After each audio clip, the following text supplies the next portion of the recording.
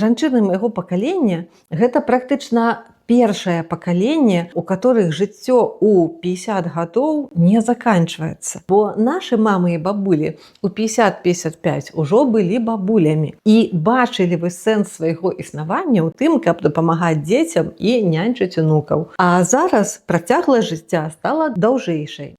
Маладыя людзі нараджаюць пазней. І вось жанчына ў 55, калі яна чакае толькі таго, каб стаць бабуляй і дапамагаць маладым, яна губляе сябе. І жанчынам нашага пакалення вось першым трэба ўсвядоміць, што жыццё працягваецца, што трэба рэалізоўваць тое, пра што марылася ў юнацтве ці можа нават у дзяцінстве, што ў нас яшчэ ёсць сілы, у нас яшчэ шмат гадоў наперадзе. І калі ў маладосці мы мусілі паставіць крыж на нейкіх сваіх кар'ерных чаканнях, на марах на сваіх, на нейкіх жаданнях, то вы зараз якраз той час, калі ўжо ёсць і сілы, і розум, і досвед жыццёвы, і магчымасць нарэшце гэтыя мары спраўдзіць.